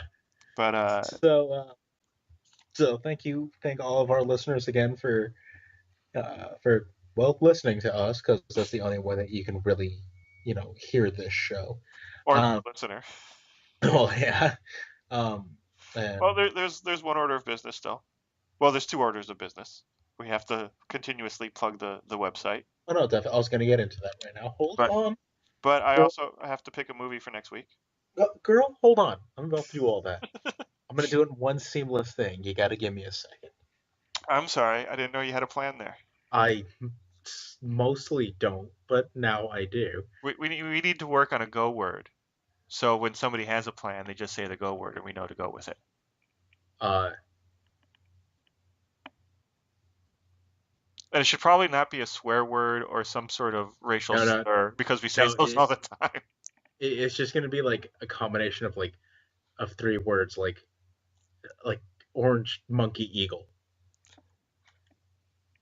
When we hear that phrase, that means we have to plug the show. Can it be orange monkey cheese? That works. All right, let me write this Orange down. monkey. What? Orange monkey Dude, you're getting up in your age. You're starting to have to write everything down. Oh no, I've always had to write stuff down because otherwise my memory is. My father was the same way, and he just had the worst memory ever. Oh, And I don't think he ever had any kind of dementia or any kind of like Alzheimer's or anything. He just just bad memory. yeah. Yeah. And I swear to God, oh my God, one time when I was working for the carpet cleaning company, I the thing that we use to clean the carpet with is called the wand. So I park where I'm supposed to be right next to to the to the apartment I'm going to clean. It's an empty apartment. So I go in, I use the bathroom, I check my email. I don't want to start work right away because it's kind of hot Right. and I've been working all day. So, I'm putzing around a little bit and I go into the back of the van to get the wand and it's not there. And I'm like, oh shit, I must have left it at the previous job. Well, unfortunately, the previous job is like, 20, 25 minutes away. So I drive all the way out there thinking I left it on on the sidewalk because I remember taking it out of the house and it's not on the sidewalk. I'm like, oh shit, somebody took it. Right. So I call up my boss and I'm like, I lost the wand. And he's like, well, I got some parts, three wands that are, in disrepair. I've been meaning to, Frankenstein them into one. So why don't you come over here and we'll do that. So I go over to his place, which is another like 20, 30 minutes away. Jesus. And then he didn't even start working on it. So I get there, then he starts working on it and he makes me a wand. Then I go back to the apartment and I pull the wand out and I go into the bedroom where I'm going to start. Sitting on the floor is my wand, my original wand. Oh, jeez. I have no recollection to this day of pulling it out of the van and putting it in and carrying it into the apartment. Really? Really, Wow. like you do something, you forget about it, and then you see the evidence of it, and you're like, oh yeah, I remember doing that. And I have no Right. recollection to this Just no. Jesus. There's actually a phrase of that in Japanese. I forget what it is. day. I'm But sure it's Japanese for dumbass. right, right. Fucking soup or something. But basically what it is, it's you doing something so repetitive, but it's such a remedial task that you can do it day in and day out and you would never remember that happening. Oh yeah, yeah. No, we have that here. It's a scientifically proven thing. Um, People don't remember their commute back and forth to work a lot of times, but it's it's kind of the mind's way of going into like a screensaver mode or a power saver mode. Like, let's say for argument's sake, you're driving on the highway, you're coming home Yeah. from California. Um, After a while, you'll stop noticing the yellow lines, the dotted yellow line in the highway. And it's not because they disappear or that you have something Yeah. wrong with you. It's just that the mind knows that it's there. It's not posing a threat, so it kind of ignores that. It's scanning for other Yep. things.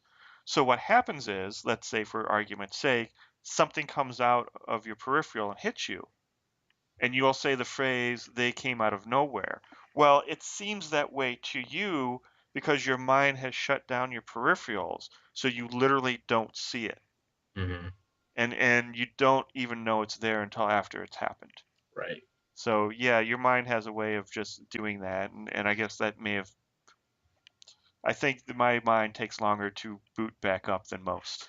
I gotcha. Because people will say stuff to me like, "You said this," and I'm like, "I don't remember saying that, but that totally sounds like something I would say." Yeah.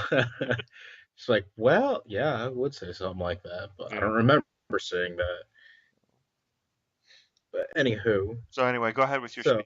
I so interrupted. anyway, so where can people learn about our magnificent show based off of things that we don't remember, Alex?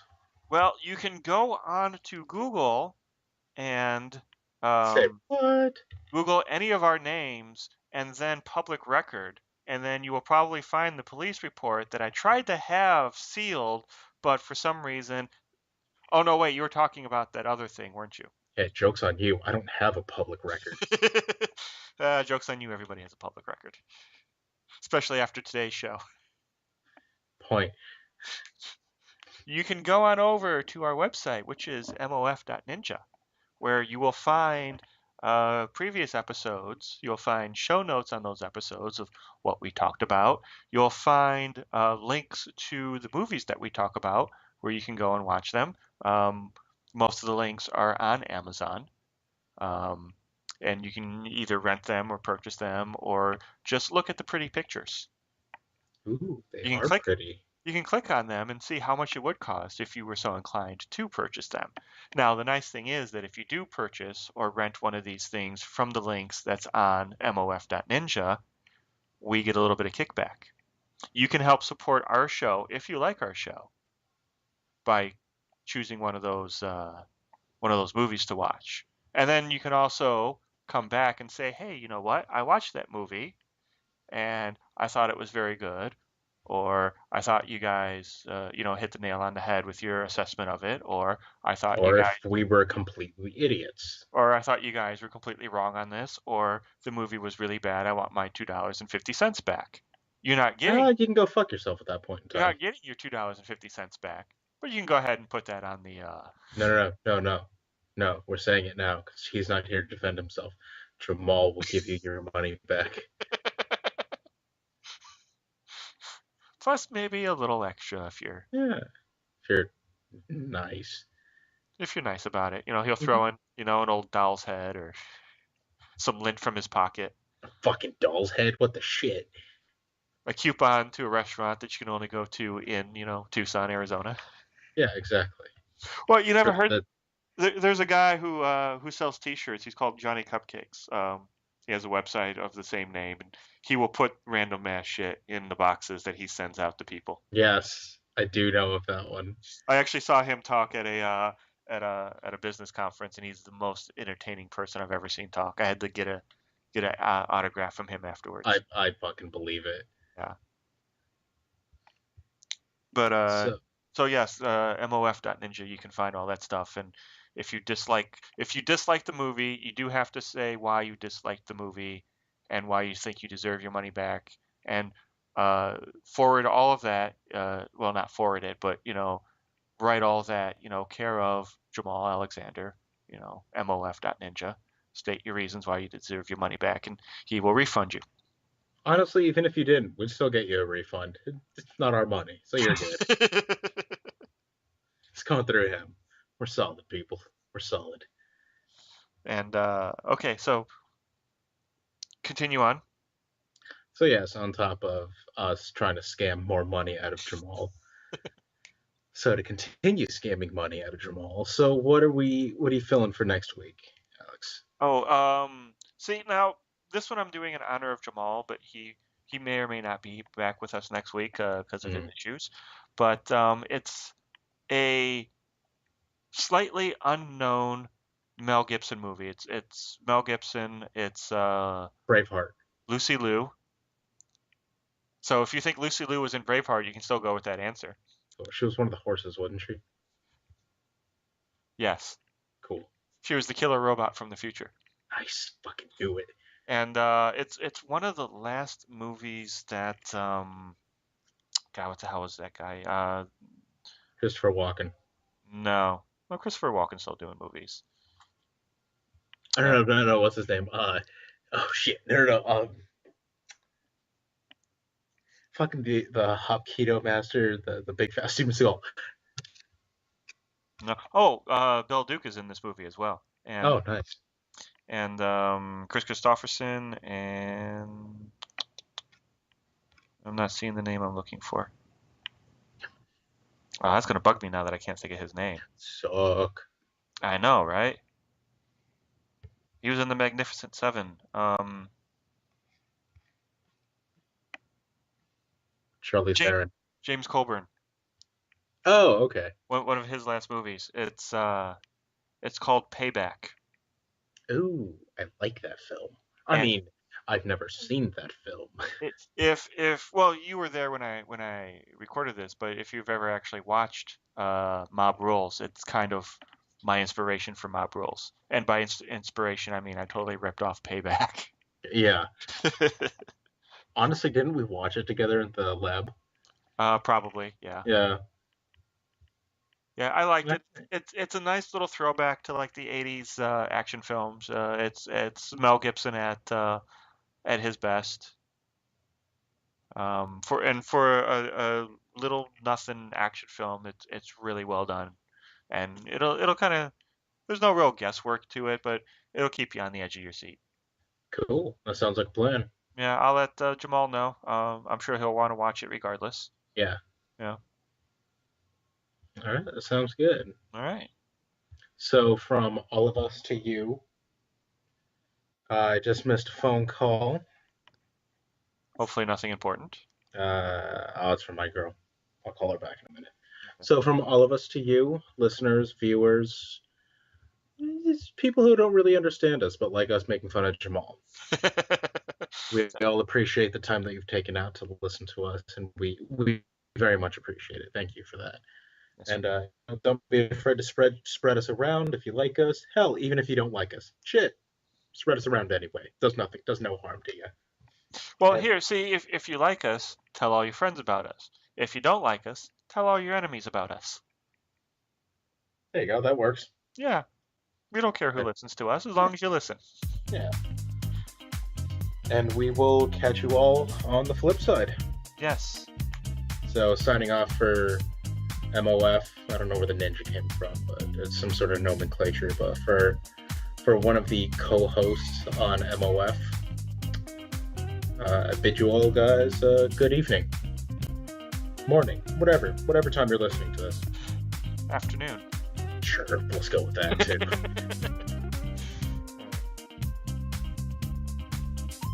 Join the makers each week as they discuss film, TV, and pop culture. To learn more about them, go to mof.ninja. This is John Cleese saying goodbye.